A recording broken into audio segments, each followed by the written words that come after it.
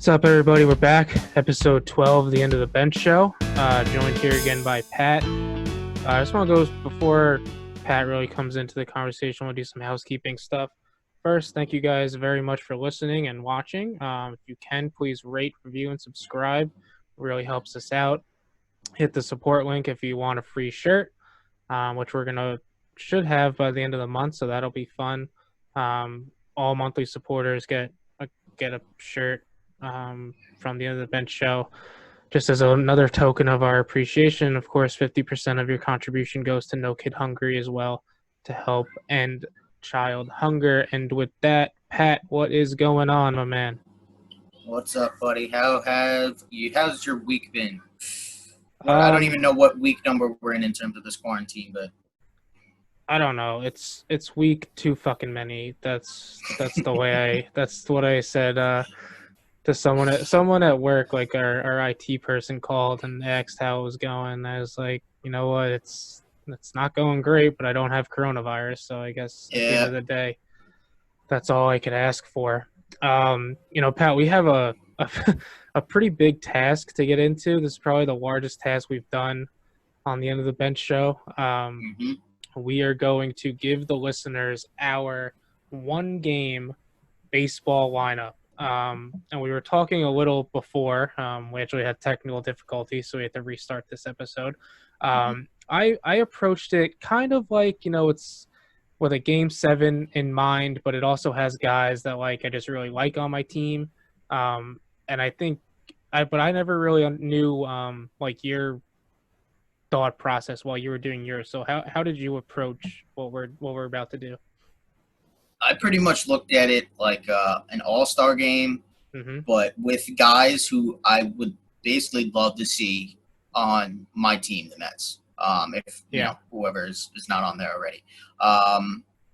It was actually a lot more difficult than some people who are listening may seem. We didn't just pick guys willy-nilly, knowing that they're the best in the league or whatever. We did have some stipulations, which you will get into. So anybody who thinks that what we did is 100% easy, it's not.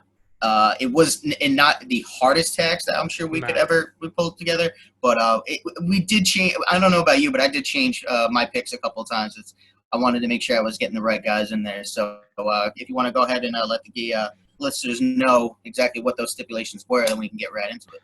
Yeah, so the big one right off the bat, because I do not want to get fucking trolled for this, we did not allow either of us to pick Mike Trout. So that is why Mike Trout is not on the list. No Mike Trout draft. Yes. It just seemed unfair to either person, whoever would have taken him.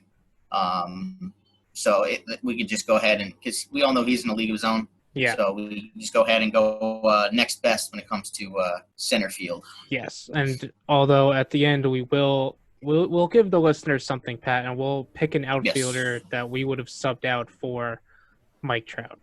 Yes, absolutely. And going by one of the stipulations, I don't think you'll be able to do it, but we'll get into that later.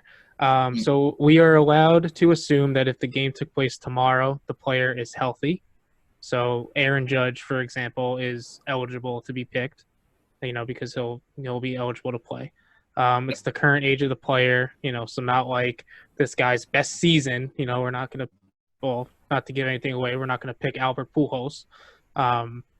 We're not limited to having to pick a left fielder, center fielder, or right fielder. We just did 3 outfielders. So, essentially, basically like the All-Star game. Anyone can DH because the universal DH is coming. So we don't have to pick an American League player for that. We picked 1 starter and then 1 second pitcher. It just so happened that Pat and I did pick 2 closers or / relievers, but we could have picked another starter. But I think being the traditionalists, the Jace people that Pat and I are, we went closer. And then the other big stipulation, which is what made it hard, like Pat is saying, is we were only allowed to pick 1 guy from each team. So, we're not going to have 3 Yankees and 5 Dodgers, because Pat, I don't know about you, but when I was doing this, I could easily make this Dodgers and Yankees only and be perfectly safe. Yeah. It was tough. I was going back and forth between a bunch of different positions. I was Yeah. like, if I can have this guy, but I want this guy who I want more, and it's like then you go back to maybe I'll go with this guy, but oh wait, I already have a guy from this team on it, so I can't go. It's a little tough. Yeah. But I think we both hit our marks with what we were trying to do. I think we did a pretty good job. So I'm excited to get into it, and then at the end of it all, we can go ahead and ask our listeners what lineup they think would take this proverbial non-existent Game 7. Yes. Yes. And then another thing that made it hard is we're also going to make it like an actual lineup. So although it really like, nowadays doesn't matter, but we don't have like 9 guys who just only hit home runs. Like we have tried to put together a lineup that would actually work, in all situations. So Pat, I think we're just going to go like in position order to start. So we'll go with catcher. I'll let you go first because I've talked quite a bit already. So who do you have as your catcher? Actually, before we start, Yeah. We don't have a lot of guys that we have to like defend as to why we picked them, but there are going to be special reasons why we picked who we picked. So we'll get into that too. Absolutely. As it fits. So who did you have as your catcher? So I was going back and forth between a couple of guys, but I decided to go with Yasmani Grandal, Chicago White Sox. Reason I went with Grandal is it was tough. I was going back and forth between him and Real Muto of the Phillies. I think what gave Grandal a little bit of the edge was his switch hitting capabilities, and the fact that he did come off an outstanding year last year. He was a free agent at the end of 2018, had a couple of multi-year offers on the table.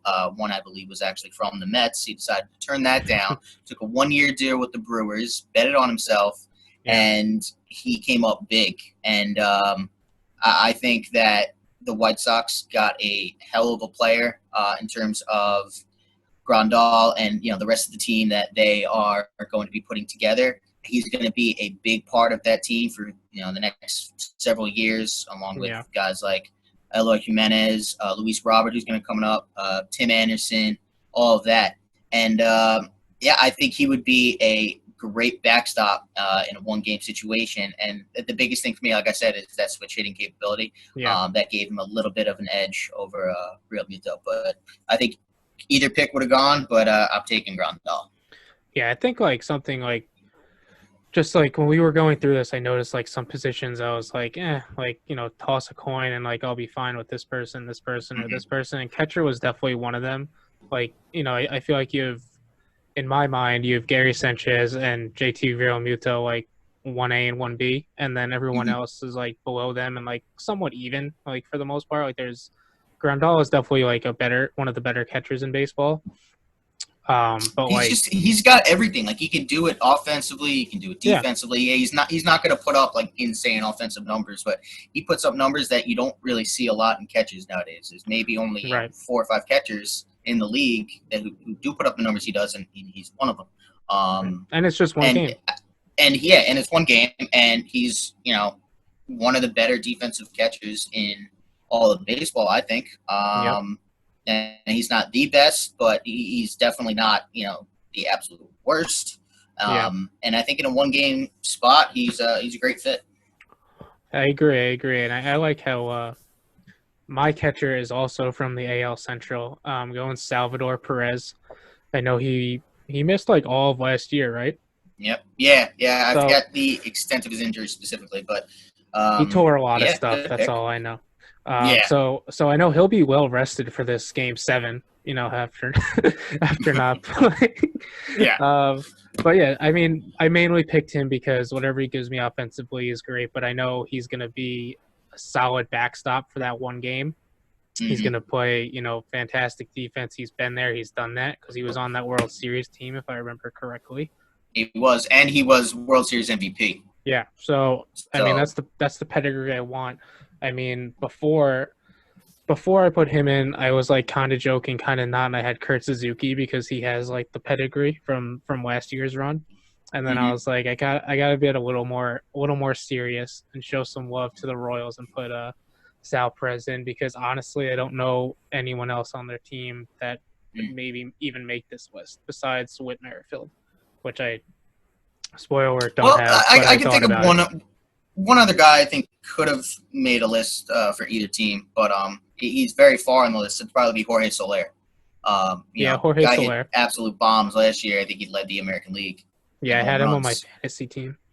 Yeah, but he's probably the only other guy on that team right now who could be a pick for someone in these 1-game stipulations. Yeah, and Um, but yeah. not to cut you off, but if we did bench, I wouldn't mind having Alex Gordon Oh, come in off the absolutely. bench, Yeah. defensive replacement. Hell yes.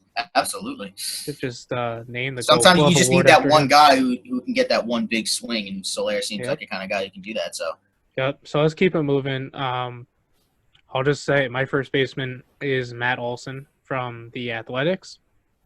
One of those picks, I feel like I don't have to justify it a whole lot. Good with the bat, good with the glove. I wanted to take Freddie Freeman. He was on my list. A Yankee guy, so I didn't want to take Luke Voigt. Wanted to take Pete Alonso, which I ended up not taking him for first base. But I mean, besides Matt Olson, Freddie Freeman, or Goldschmidt, there's really nothing I have to defend. I don't know if you feel strongly about that, but No, I agree. This is another spot where there's a lot of guys at the top of the list that between the two of us could have easily picked. yeah, Olson, he is one of the better first basemen in the league. I feel like he gets so overlooked sometimes because he plays in Oakland. But yeah, he's multiple Gold Gloves. He hits for power. Him and Matt Chapman in the middle of that A's order, it's very dangerous. it's the So I best feel like a lot of corner. people. It's the best Yeah, corner defenders in easily. baseball. Easily. I Yeah. think people need to really start showing the Oakland A's and their team some love. I know, they seem to be in the playoffs multiple years, but they always get knocked out in that first round. They won 90 games 2 years in a Yeah, row. I mean, it's time. It's a quiet 90-win season, 90-plus win season that they've had. But yeah, that's a great pick, Matt Olson. For my first baseman, I went with one of your choices, and who I think is arguably the best first baseman in baseball, and that's Freddie Freeman. I really don't know what else to say other than the guy can pretty much do it all. He's hit for average. He hits for power. He's been consistent pretty much his entire career. And like I said, in my opinion, I think he's the best first baseman in the game right now. Yeah, I agree. And I mean, there's definitely arguments to be made, like I said, for, Matt Olson, maybe Goldie. I'm sure I'm forgetting other top first basemen, to be honest, but I think if you were to debate it, Freddie Freeman would win more often than not. I think so. I mean, there's just something like the guy. He seems to come up in pretty big spots. He is a key piece in that upcoming Braves team with the young guys that they have, and he's only entering his age 30 season, so he's got plenty of baseball left in him too. Really, I feel like he's so much older than that. So that's I know that's it feels like that. It really does, but yeah, he's only going to be entering his age 30 season. Yeah, he must have came up early. I mean, I know the Braves organization brings people up somewhat early because they're always pretty good in the farm. So I like that pick. I like that pick a lot. Why don't you'll do your second baseman, and then I'll do mine. Yeah, so I was actually going really back and forth with second base. It was actually a lot tougher. The middle infield is probably the hardest. It was tough because there's so many guys that you can pick. But I went with a guy who is me being a Met fan. I'm not a Yankee hater or anything, but Gleyber Torres would be my second baseman. He's entering his age 23 season. He's had 2 unbelievable years. Last year, he belted 38 home runs. Yeah, there you go. 38 home runs, had an OPS of 871. The guy can just flat out hit. And, I really don't know if there's much more of a reasoning I can get behind it. I mean, obviously, I love your pick. Gleyber Torres is adorable. He's, in my opinion, the best player on the Yankees. When they eventually have a captain, I think it'll be Gleyber over Judge. Really? Can I just hear a reason why? Because I truly believe that Gleyber will be around longer. I think what it'll come down to is Judge will spend too much time on the IL, and Glaber will just be able to control the locker room a little better. I mean, they're both tremendous leaders. I wouldn't be mad if it was Aaron Judge, but I just think that look, they've liked Glaber Torres since he was like 14 years old. So, I mean, I think he's destined for it, to be completely honest. But like, you can't go wrong with Judge. I mean, honestly, like, you just can't. You can't. But I think it's going to be Glaber. Just as a side note, I don't know if you really, I don't know how you feel about this, but do you think that MLB teams should name captains more often? I mean, we're coming off, Derek Jeter was the captain of the Yankees, David Wright, although it was short-lived, captain of the Mets. Do you think that teams should have captains? No, because at least MLB teams. I mean, like, sure, why not? But like, it doesn't matter.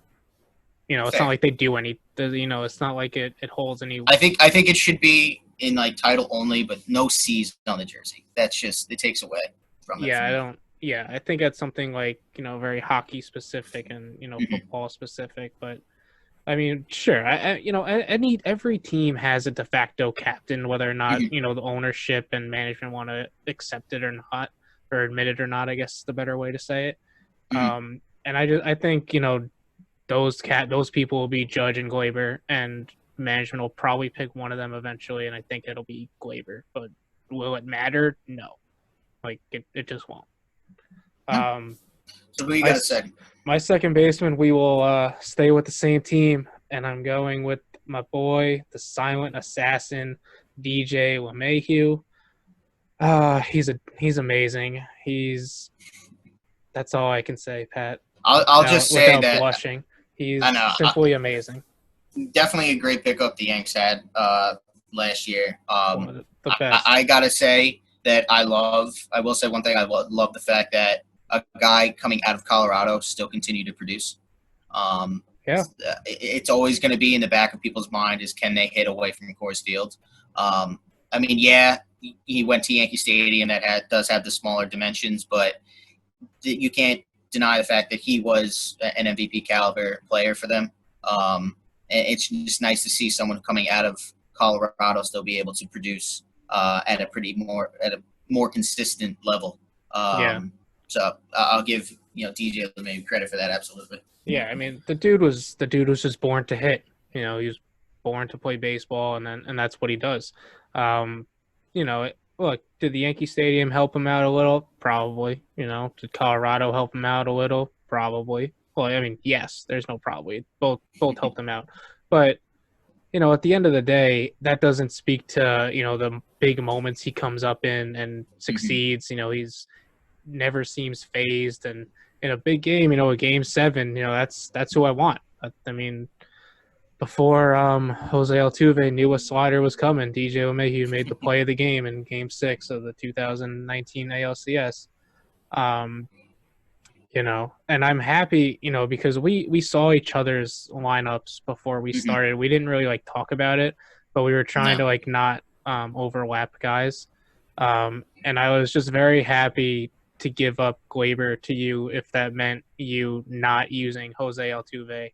And I mean, it was real. I really didn't want to use him, but because you had Glaber, so I'm like, the next best bet that I could think of at second base for the team that I haven't picked, or a guy I haven't picked from a certain team, would probably have been Whit Merrifield.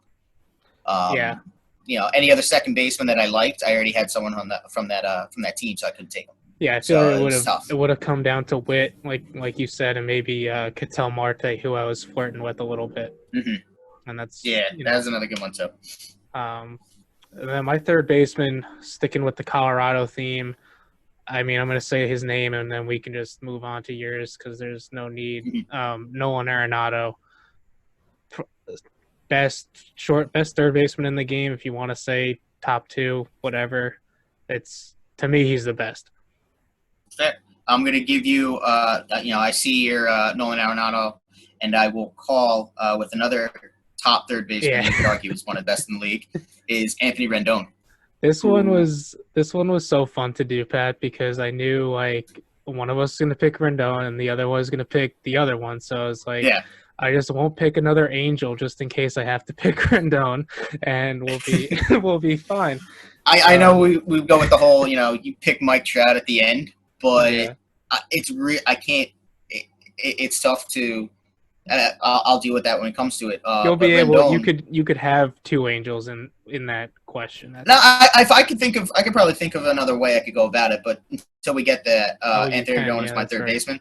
Yeah. Anthony Rendon is my third baseman. MVP caliber season last year. You could argue. I mean, if Bellinger and Yelich didn't have the years that they had, Rendon was, in my opinion, a cornerstone of the national championship team last year. As a Met fan, I'm happy to see that they let him walk. Yeah. But I was watching that and I said, the Nationals basically had to either get Rendon or Strasburg. They chose Strasburg. I feel like they should have went Rendon, so now they're going to have to rely on guys like Soto and Trey Turner and Victor Robles to carry the torch. Because Rendon is an absolute beast, and he's only entering his age 30 season. The guy, he's going to complement Mike Trout really well in Anaheim. So it's going to be a good 1-2 punch that they have there. And I'm taking him as my third baseman in this one-game playoff. That's a good pick. So, I mean, you could just double up here. Who do you have at short? Another tough one? Yeah. Yeah, I was going back and forth with this one, but I went with Mr. Smiles, Francisco Lindor. Again, is that actually his nickname? Yeah, that's his nickname. Mr. Smiles. That's really stupid. All right, go on. Hey, he's a happy guy. He's always smiling. Yeah, that's fine. He's loving the game. Let the kids play. He's one of the guys up there for that reason. 26 years old, 32 home runs last year. You could argue that he's the best shortstop in baseball, or one of the top shortstops in baseball. I don't know where he or many of the guys specifically landed on the MLB Network's top 10, X position. But Francisco Lindor is, in my opinion, one of the better, if not the best shortstop in the game. Yeah. Yeah, no, I mean, he definitely is. It's hard to argue with that pick. I also toyed with Francisco Lindor, so I mean, I don't really have. You and I were going back and forth with it because. Yeah, we had to wager between like second, short, and an outfield spot. Yeah. Just because like there are other guys who are well warranted to be on our list and on our teams, but Francisco Lindor is when healthy a no-brainer decision. I think he is the best shortstop in the game. I think it's close, but I think it's kind of like Freddie Freeman. I think he more often than not will be named the best shortstop in the game. For me, I didn't go. I don't know where you would rank who I have at shortstop. I don't think he's like the. I think he's like the top tier, but he's like the low part of the top tier in my mind. And that's Javi Baez of the Chicago Cubs. Picked him mainly because I love like the flair and the swag that he plays with. I like that. And I feel like a big game, I'm gonna need someone to come up in a big moment and just kind of like just fucking get the job done. I feel like that's what Baez is gonna do. He's gonna pump everyone up. He's definitely in the top 5. I didn't know a specific order right now. You could say the top 5 shortstops are probably, Lindor, Baez, Marcus Semien, Xander Bogaerts, and maybe you throw in not even maybe actually you throw in Trevor Story. I think those would be the top 5 shortstops in the league right now. Yeah, I think Baez. I wouldn't say second tier. He's definitely one of the better. I think he's like maybe 4 or 5 on that list more often than not. He's also a wizard with that glove. He absolutely is a magician. I'm having like a dream of like Perez throwing out someone at second base to Baez, and he's just putting down like a sick tag and like pointing back before even. It is pretty. I'll give you that. That is pretty. So yeah, that's my shortstop. Didn't even consider Xander Bogaerts because, as you could tell by the Yankee bobbleheads in the background, that's that. So my outfielder. This is when it gets really fucking tough, Pat. This is not news to anyone listening. there are a lot of outfielders in baseball, and there are a lot of very good outfielders in baseball. Um, and this, I mean, this is where you're going to start to see the Dodgers come in without a doubt. Mhm. If you guys are wondering why didn't they get to the Dodgers yet, that's because every single one of their fucking outfielders is an all-star, Mhm. essentially. And I'm going to start it off with Mookie Betts playing the outfield. Given what I have, I think I may throw him in center just for shits and giggles. Okay. Um, but Mookie Betts, hopefully for the Dodgers' sakes, he plays a game this year. That would that'd be something. Yeah. That would be nice. We'll see what happens. But I was gonna go left, center, right. But since we're sticking with the Dodgers, I'm gonna go with my Dodger pick, and that's gonna be the reigning MVP, Cody Bellinger. Um, there's really not much. Tough. I'm not gonna even say anything else. Just Cody Bellinger. I probably slot him in as my center fielder. Now, Pat, like Bellinger plays like all over too, Oh yeah, right? he's played So first base, center field, right field. Those are probably his three main positions. He contributes everywhere he plays. So yeah. when it comes to the time where I have to try and move Mike Trout in there somewhere, I have a few ideas of how I can finagle my ultimate lineup Oh, to you're include gonna him. go that route. I didn't even I think of mean, that. yeah, I'm just saying. Yeah. Ultimately, Anthony Rendon is going to have to come out if I want Mike Trout because only one player to a team. So I got to yeah. figure out a way to finagle the rest of the lineup. But I think I have a way to do it. We'll get to that later. Yeah. But Cody Bellinger is my center fielder in this current lineup right now. So, did you give any thought when you were doing this of like putting him at first, or do you like him more as an outfielder, I wanted him in the just in outfield because general? I feel like I could have got. Personally, I really wanted to get Freddie Freeman if we were doing us Yeah. doing it the way we were. I Yeah. think the first thing that came to my mind is I want Freddie Freeman as my first baseman. Yeah. Um, That's fair. so I mean, if I was not sure, and let's say you took Freddie Freeman, I could have Mm-hmm. went all right. So I'll just take Bellinger, put him at first. But I feel like I did the best thing. I was able to get Freddie Freeman, and Yeah. then still get the MVP in Bellinger, and place him in the outfield, whether it be in center, right, wherever else he could go. But for me, I got him in Yeah. center. All right. So who you just list another outfielder? 'Cause I don't really have to, gloat over Cody Bellinger or Mookie Betts. No. Another outfielder, my guy in left field, and it's someone who I said on the Landy Lodge Mm-hmm. is probably going to win an MVP at some point in his very young career is Mm-hmm. Juan Soto.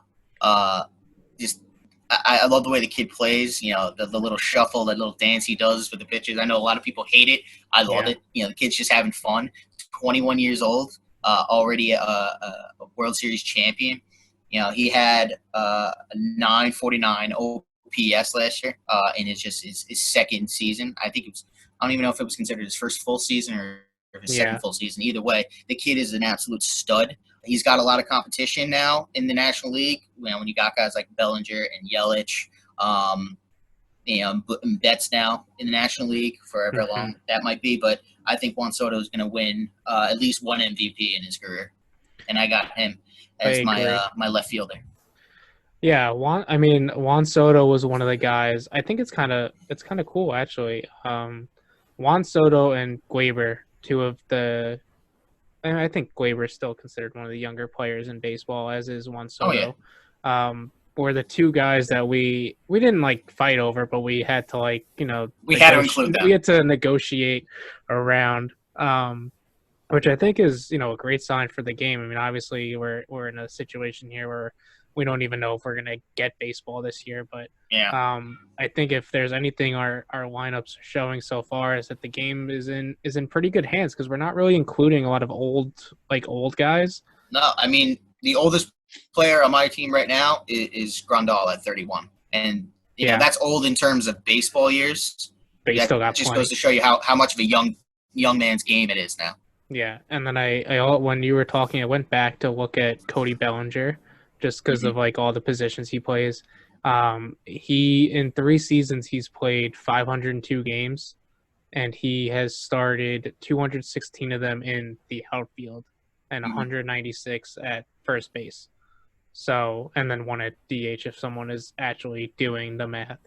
I mean, guy can play multiple positions. That's Yeah. MVP, if I you mean, ask me. that's almost 50-50, when you Hmm. consider outfield. And he actually only played 74 in center, so you're taking a chance there, Pat. But I think you'll be I fine. think he's got the arm. He's got the range. I think he can easily play center. Yeah, and I mean, with one swing of the bat, he'll make up for any any play he doesn't make in the Exactly. outfield. Exactly. Why don't you just who's your third to be consistent? Who is or did you name two outfielders already? I named two outfielders. All right, so let me name two real quick. Which one do I want to name first? Let's go Well, you stay already on named the Betts. yeah, we'll stay on the young guys. We'll go with Ronald Acuna. I always forget his first name, Pat. Is it Ronald? Ronald. It's Ronald Acuna Jr. I think when I went on the Landy Lodge, I called him Robert Acuna or You something. probably did. But to my credit, Landy just butchered his last name. So, like, I did better by Acuna than Landy, and that's all that matters. He is incredible. He had a little controversy last year in the playoffs with running balls out, so it's kind of scary. I'm hoping he just hits them out of the park, so I don't have to worry about that. You can't deny the kid can play, though. I mean, Oh no, even yeah. if he's Look, not running out of ground ball, how often is a guy like him going to hit a lazy ground ball? I mean, he hits rockets. Not often. I mean, yeah, I mean, I'm totally comfortable with this pick. He's one of the best outfielders in the game, one of the best young players in the game. Gonna slot him in at where did I put Betts? Center. I'm gonna put Acuna in left. And he's gonna hold it down for me. He's a good defender too, so he's clearly not lazy. He just doesn't always want to run out ground balls, which is that's his prerogative. As long as he makes the play and puts the bat on the ball, that's all I think care he about. just gets so shocked that he hits a ground ball. I'm like, oh shit, that didn't go in the air. Fuck. All right. It's like when you learn how to play basketball and the coach says, "Oh, you got to follow your shot," but then like instinctively you're like, shot's not gonna fucking miss, like it's going in. Like why am I gonna follow it up? That's what I always told my coach. That's why I didn't get that much better as I got older. But so and then in right field, I'm gonna round it out with your boy. I know you're gonna have a lot to say about this man because he is. I mean, he's up there for not best outfielder, but just like best player in the game. I mean, if you want to take Mike Trout off the list, you may end up putting this guy number one, and that's Christian Yelich of the Brewers. The Florida Marlins, Miami Marlins, whatever they want to go by these days, their biggest mistake. And in Christian Yelich, and Pat, you have always been on Christian Yelich's bandwagon, so I want to kind of give the floor to you. Although, I can definitely wax poetically about him if I had to, but but this guy, I mean, he is literally your guy. I know sometimes we joke, with that phrase, but he is literally your guy. In short, I'm just gonna say this: when this kid came up, I forget the exact year. The Marlins were the Marlins. They had Stanton. They had a young Jose Fernandez. Rest in peace. Just watching this kid play, I was like, he's got all the makings of a batting champion, and he's going to be an absolute star one of these days. And every time I hear the name Christian Yelich and someone saying that this guy is one of the best players in the game right now, I just sit back. I'm like, I said this maybe 5 years ago. And I just love being right. So if anyone who thinks that wants to question whether or not I know baseball, just let's go back 5 years and be Christian Yelich. Dude's going to be a stud one of these days, like an absolute stud, like best in baseball stud. And I'm so happy that I was right about that. I love Christian Yelich. I'm very pissed that you had taken him. So I had to kind of I'm not going to say scrape the bottom of the barrel for my last outfield spot, but I did have to be cautious. You kind of can. But what I did with my final outfield spot, if we can just move on. Actually, no, Pat, I want to say my DH because then you can name your outfielder in DH, and then we could just okay. All right, yeah. Then we could Good. just Just go stop to talking about the how you got pitchers. Yelich because you stole Yelich from me, so I'm very upset about that. Well, I also stole your other boy, the polar bear. Pete Alonso is going to be my Yeah. DH. He's not a terrible fielder, Pat. Not a terrible. He wouldn't have killed me in the field, but he was a guy I wanted. He obviously hit what he hit over 50 home runs last year, right? 53, I believe, was the final number. 53 home runs as Rookie a rookie. record. Yeah, he broke Aaron Judge's record. Big fucking whoop. It is You a big know, whoop. Well, so don't be like, oh, he broke his record, big fuck. I I guarantee you were but someone I who was like never 52. cared. Yeah. I mean, what I'm saying, there were guys out there who were like, Yes. fuck Pete Alonso, we beat Aaron Judge's record. Like, cool. Yes, That's a cool yes. thing. Now we have two, massive human beings who can hit the ball 500 feet in New York, and they're playing, not even, 20 minutes from each other, whatever the distance is. That's Yes. a good thing for New York baseball. So Met fans, Yankee fans should just love both like that equally. Yes. I agree. God bless you. You take him. I have my Met. We'll get to that. Yeah. Obviously, I was not going to not take a guy from my team, but we'll get to him. God bless you with your polar bear. My final outfield spot is a former MVP as well. It does seem like he may have fallen off last year or so, but he's still a very young guy. He can still hit the ball, and I'm going to go with Bryce Harper in right field for me. Maybe a little bit of a controversial pick. I know a lot of people think he's overrated or whatever it is. I still like Harper. I like the way he plays. I know sometimes he can be a little bit of a bitch. I'm not going to take that away from him. That's one thing I don't like about him. But you can see that he does have a lot of passion and he does play. I still think he's one of the better right fielders in the league. I mean, it's like I said, it's a drop off from like a Yelich or anything like that. But I still think he is going to be. I'd take him as my right fielder, and my DH is another guy who hits bombs, and is probably not really destined to be in the field if the game is on the line or anything.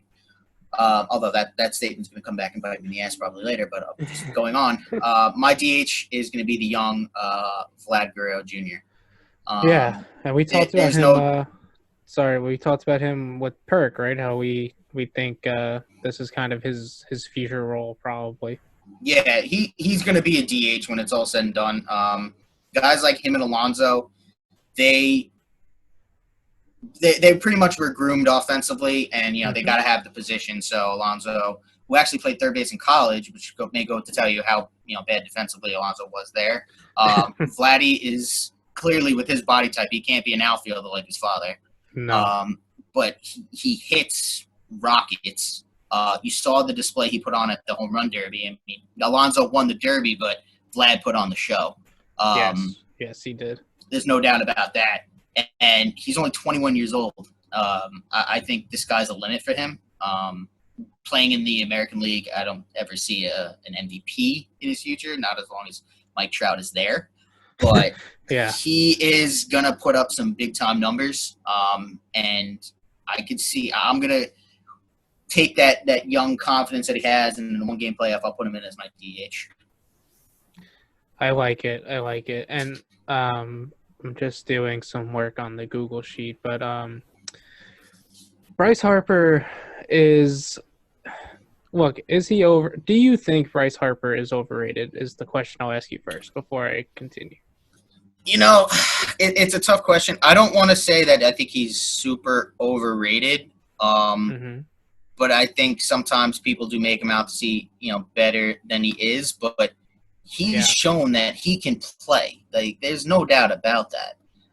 He just has the swing that he has is just a massive. You've seen it. He's got torques his whole body. He gets everything into it. So when he misses, which is a good amount of time, he's going to get a lot of strikeouts, or he just misses. It's going to be ground ball or just high pop up or something like that. But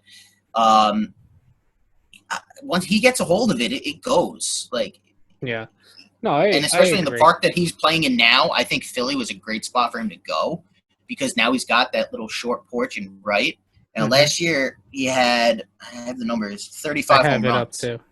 Yeah, Yeah, he also had a 125 OPS plus. So like, my stance on Bryce Harper is, you see the contract and you think you're gonna get like something that jumps off the screen at you, and I don't think that's gonna be Bryce Harper. But I don't think like he's a bad player. I think he's a little overpaid, but everyone's overpaid when they go to free agency for the most part. If you don't get overpaid in free agency, you have a terrible agent.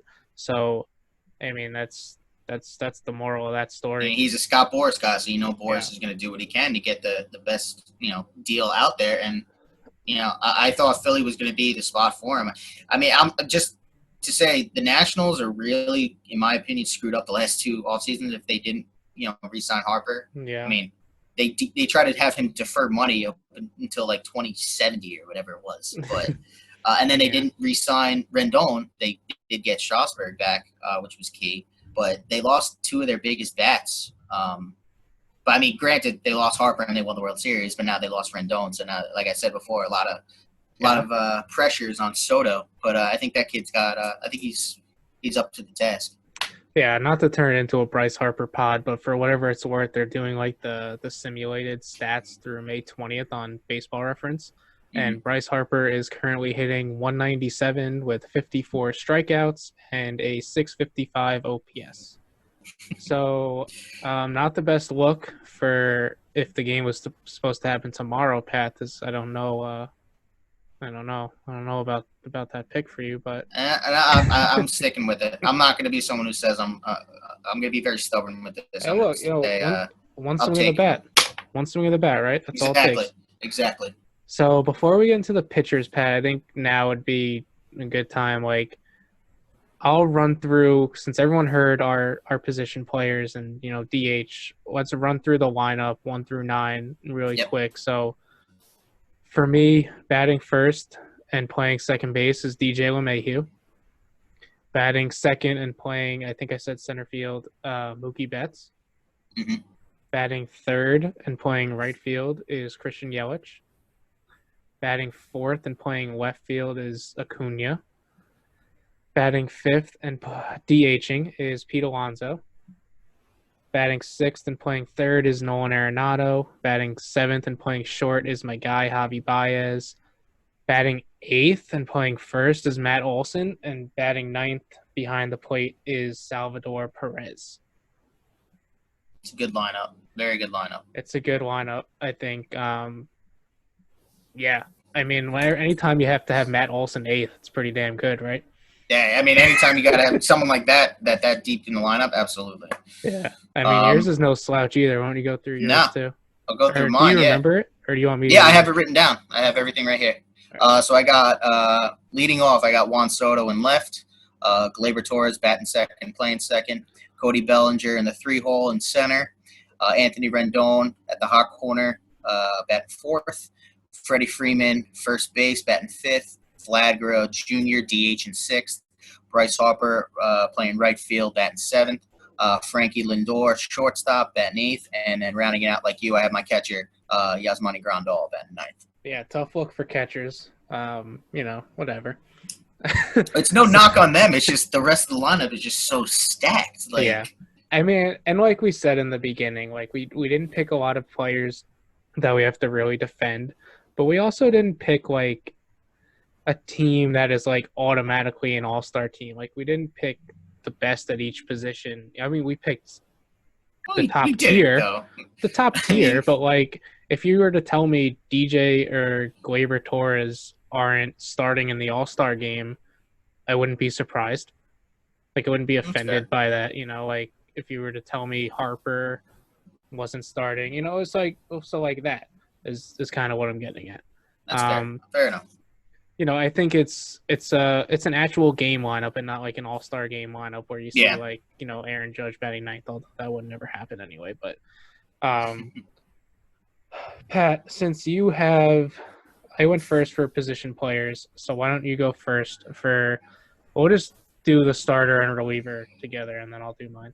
All right. Well, I haven't said any of my Mets yet, me being the Met fan that I am, but yeah. I think most listeners can figure out now the Met that I'm taking, and that's without a doubt Jacob deGrom. Best pitcher in baseball. we can go back and forth about who's the better pitcher, him or Cole. The answer is DeGrom. Anyone who wants to argue with me can. The two-time Cy Young winner. I mean, he is the best pitcher in the game right now, and there's no taking that away from him. So I don't see how anybody could ever knock this. We only had to pick, obviously us being the fans of the teams, you had to get a Yankee in there. I had to get a Met in there. You got Alonso, would have been my number 1 pick, well, number 2 pick, but I'm taking fucking Jacob DeGrom, man. The potential, I mean, if there was a season this year, I think he was going to win Cy Young number 3, but that's just what I think. And then my relief pitcher was a little trouble, but I think I did pretty well with it. I went with Josh Hader, out of Milwaukee. Guy's been lights out.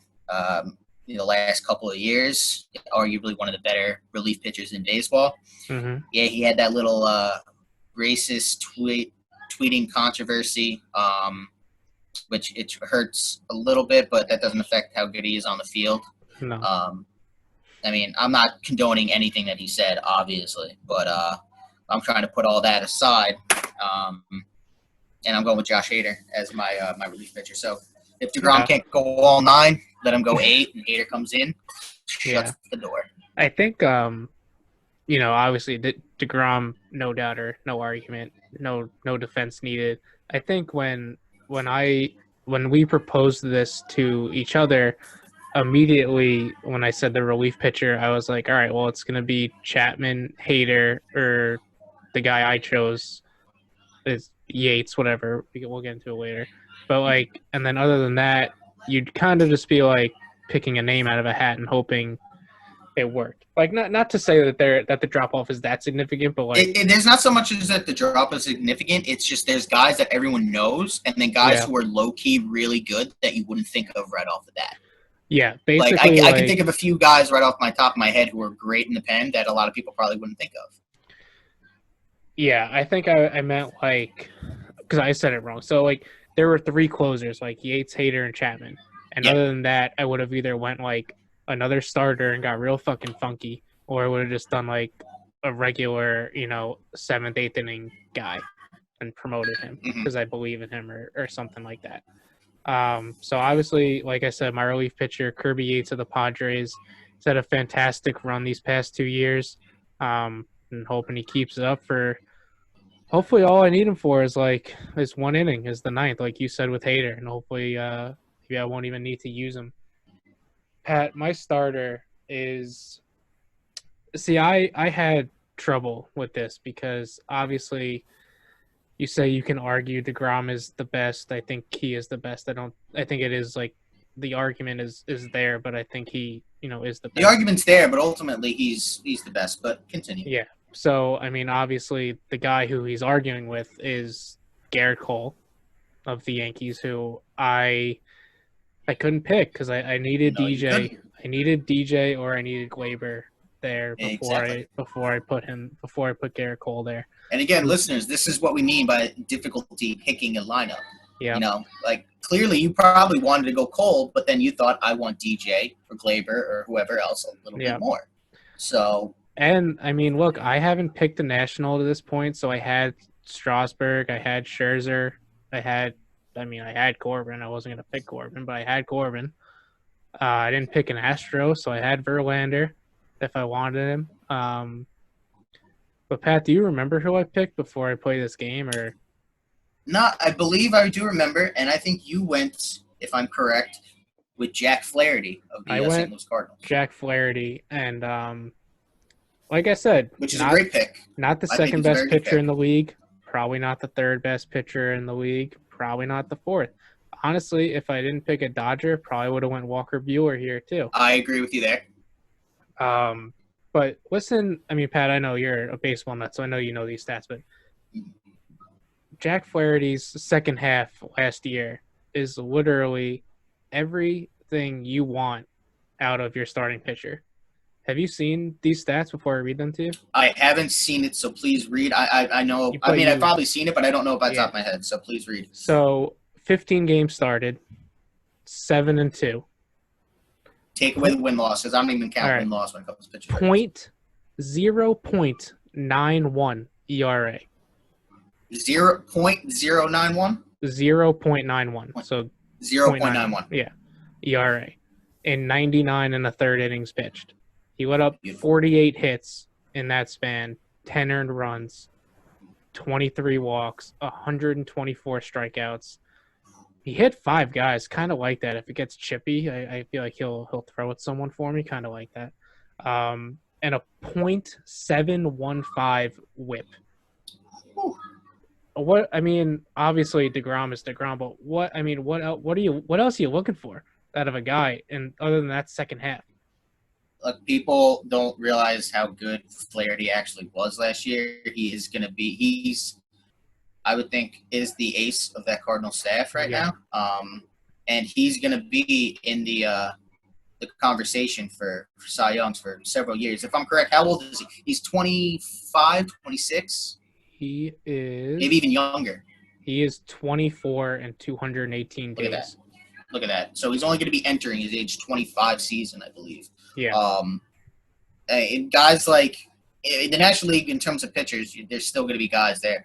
DeGrom is at the top, no doubt. But then you got younger guys who you may not think of. I mean, after guys like Strasburg and Scherzer and such. Jack Flaherty is absolutely on that list. Mike Soroka of the Braves is on that list. Hopefully he's up for he doesn't get any innings restriction, but you can see what Chris Paddock out in San Diego, what he can do. These young guys. Sure. I think DeGrom is ultimately, guys like DeGrom and Scherzer are going to continue to be Cy Young favorites in the National League for the next several years. But I think we're going to see some pretty good fights between these young arms. And Flaherty, who knows? Flaherty, there might be a Cy Young or two in Flaherty's future. I don't know when it might be, but 25 years old, the kid's got plenty of time to do some real work. So I like that pick. I respect the hell out of that pick.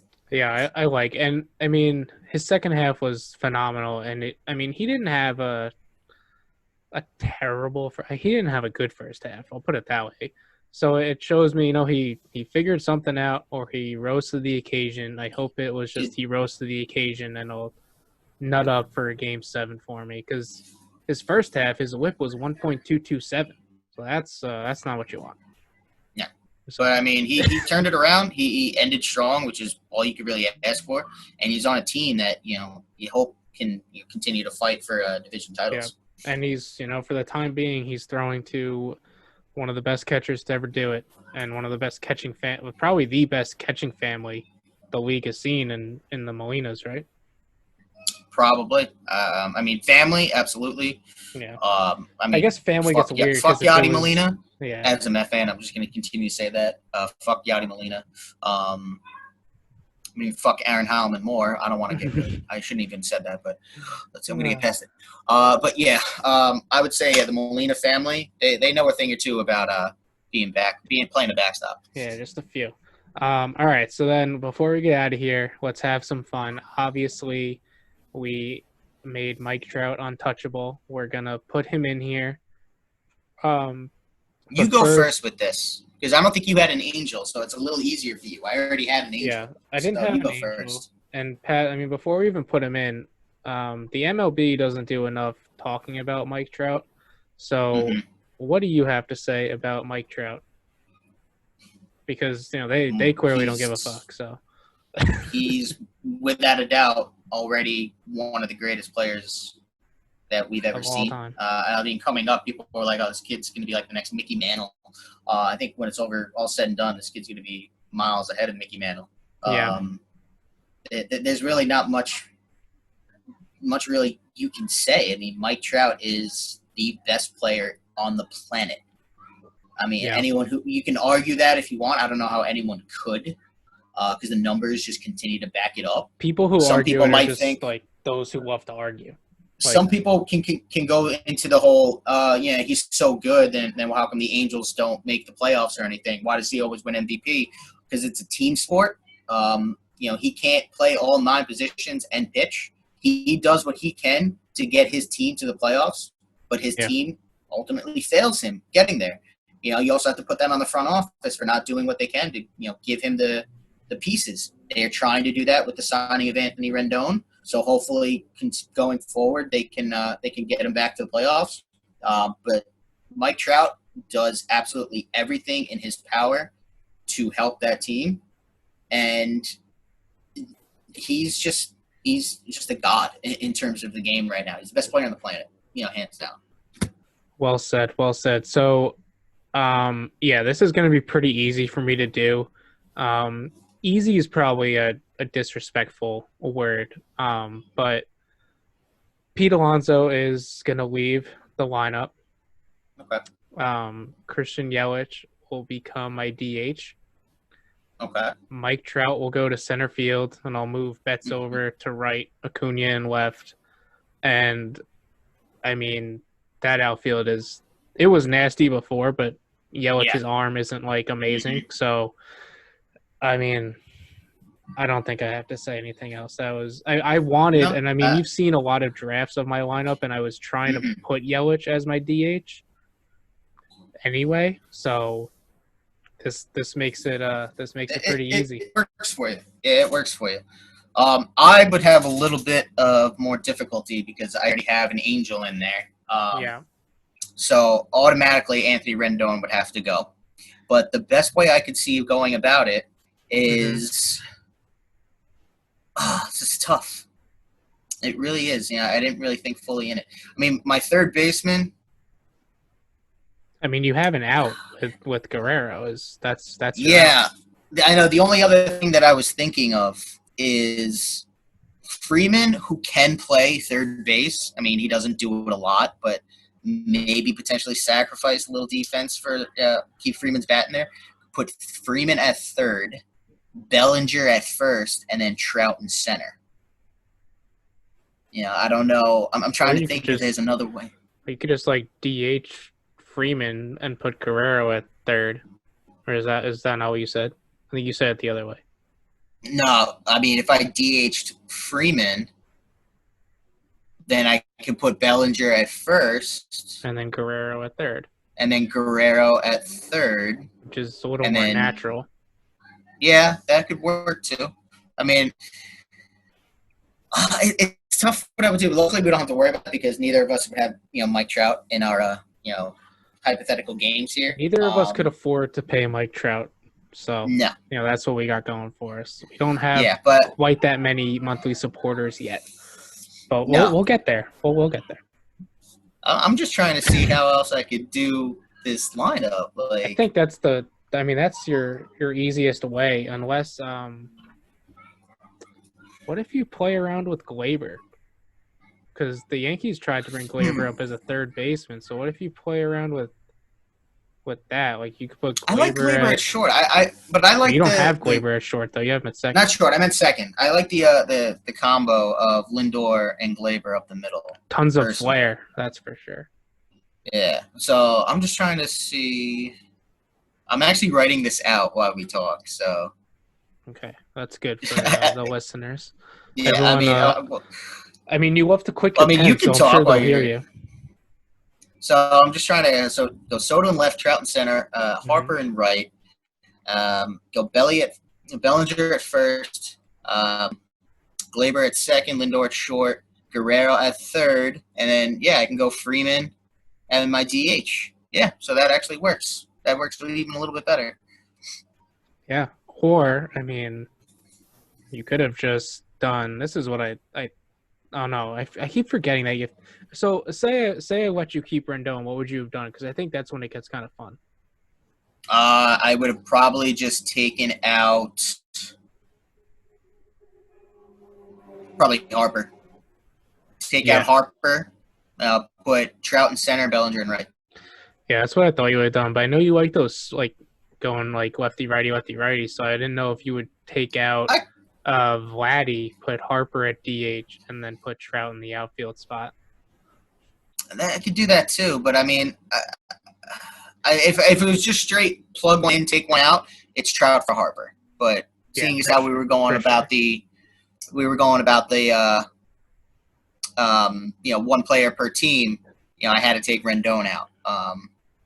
But yeah, I mean, Trout for Harper. If I could keep Rendon, if I can't keep Rendon, Bellinger goes to first, Trout goes to second, Trout goes to center, Guerrero will go to third, and Freeman will be my DH. Either way you slice it, Pat, if these two teams were to face each other, I don't know. I mean, you have the better pitcher, although Flaherty is amazing. So, pitching's supposed to win. Pitching does win. It gives you the championships. But yeah, I mean, there's only one thing that we can do to settle this, and that is to ask our listeners. Yeah, we're going to ask our listeners. The mailbag is always open, guys. And this is kind of going to end the episode. We did a mailbag episode, not a whole episode, last time with me and Cass.